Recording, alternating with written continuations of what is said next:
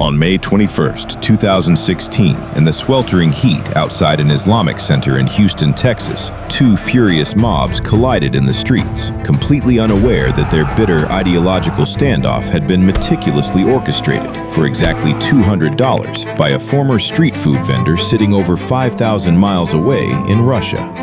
People screamed, chanted, and waved heavy flags at each other across a thin police barricade, totally blind to the fact that they were live-action puppets in a highly classified psychological war. This was not a random internet prank or a lucky algorithmic coincidence. It was a perfectly calibrated field test directed by Yevgeny Prigozhin. Before he became a global villain leading a brutal mercenary army across the battlefields of Eastern Europe, Prigozhin built a weapon far more insidious than any physical missile system. He realized that the American mind was an unsecured server, and he figured out exactly how to hack it using nothing but cheap memes, fake Facebook groups, and weaponized anger. We are about to look directly inside the chilling corporate machinery of the Internet Research Agency, but there is a massive open loop here about how exactly a former hot dog salesman convinced thousands of ordinary citizens to become professional agents of chaos.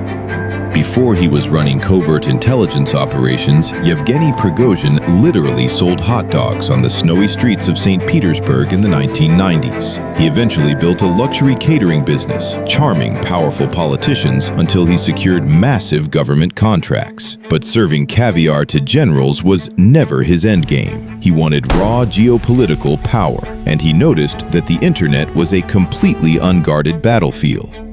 In late 2013, an unassuming advertisement started circulating on Russian social networks, offering a lucrative office job at 55 Savushkina Street in St. Petersburg. The pitch was remarkably simple and highly appealing for young professionals. You get a salary of roughly $780 a month, regular weekly payouts, free meals, and a comfortable office environment. The job description merely asked for internet operators to write blog posts and manage social media accounts. Hundreds of young, tech-savvy Russians, many of them fresh out of university, applied for the position, thinking they were joining a standard digital marketing startup. Instead, they walked through the secure doors of a 12-story disinformation factory. Inside the massive building, the atmosphere was a surreal mix of a mundane corporate call center and a high-stakes intelligence operation. The windows were often blacked out, and security cameras watched every single corner of the room.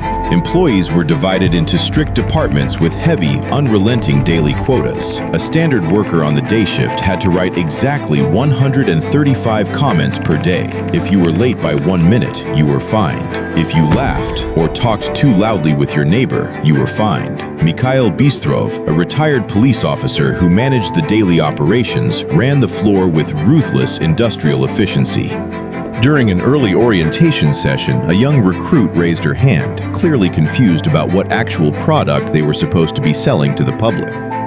"What exactly are we promoting here?" she asked, looking at a computer monitor filled with fake American profile pictures and stolen identities. Bystrov did not even look up from his thick clipboard. "You are not selling anything. Your job is to find what makes them angry, and you pour gasoline on it. That is the product." And pour gasoline they did. By early 2014, the Internet Research Agency had created a dedicated translator project specifically aimed at the United States. They understood a fundamental flaw in human psychology. They did not need to invent new political or social issues out of thin air to cause severe damage. They just needed to mimic the deep cultural divisions that already existed and amplify them until the noise became completely deafening. It was exactly like a toxic couples therapist who secretly wants the marriage to end in a bitter divorce, constantly reminding both sides of everything they absolutely hate about each other. To pull this off without getting caught by cybersecurity firms, the technical execution had to be absolutely flawless. The trolls used complex webs of virtual private networks and dedicated proxy servers to mask their physical location. An operator sitting in the freezing cold of St. Petersburg would route their internet connection through a server in Atlanta, making it look exactly like they were a local resident logging in from a coffee shop in Georgia. They operated in strategic pairs to create an artificial illusion of majority consensus. One troll would post a highly controversial opinion on a local news forum, and a second troll sitting right next to them would furiously agree, attacking anyone who dared to dissent. They spent months curating authentic-looking hobbies, sharing posts about favorite sports teams, and complaining about local traffic, just to make their sleeper accounts look perfectly normal before activating them for political warfare. But simply typing angry comments was getting incredibly boring, and Prigozhin wanted to see if his digital ghost army could manifest physical chaos in the real world. On September 11, 2014, residents, journalists, and politicians in St. Mary Parish, Louisiana, suddenly started receiving panicked tweets and text messages about a massive explosion at a local chemical plant.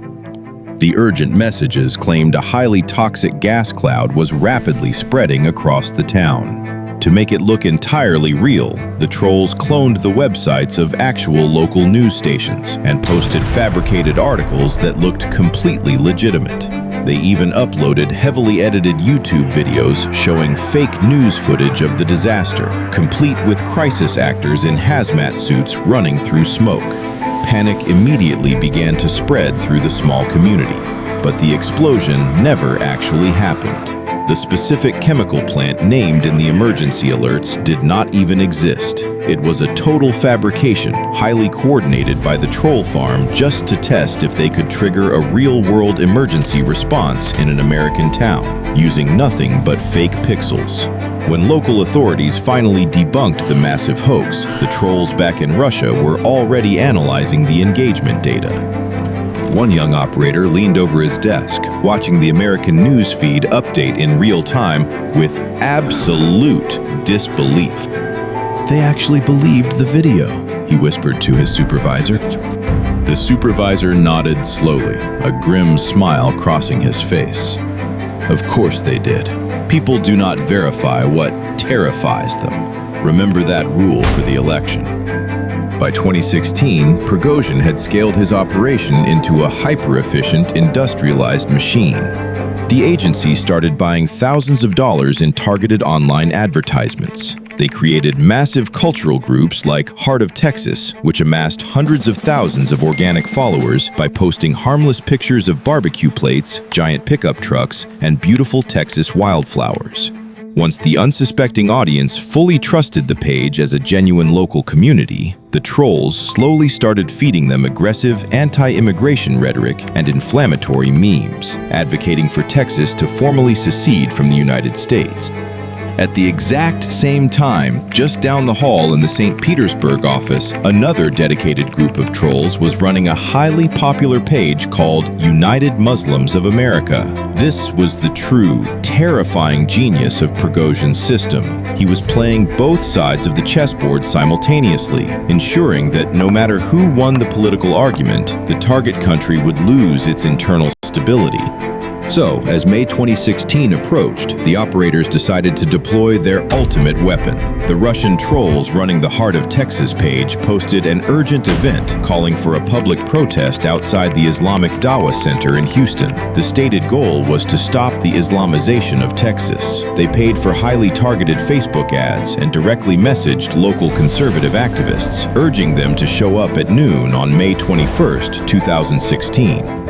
Meanwhile, the troll running the United Muslims of America page leaned over the short partition separating their desks. "I just posted the counter event," he said to the Heart of Texas operator. "I called it Save Islamic Knowledge. Same exact location, same exact time. I even offered to cover the printing costs for their posters." The Heart of Texas operator smirked, typing furiously on his mechanical keyboard. "Perfect. I am messaging the local conservative activists right now on Facebook Messenger. I told them to bring giant flags and bullhorns to drown out your guys. Make sure your people do not back down." When the day finally arrived, Real American citizens showed up on the streets of Houston.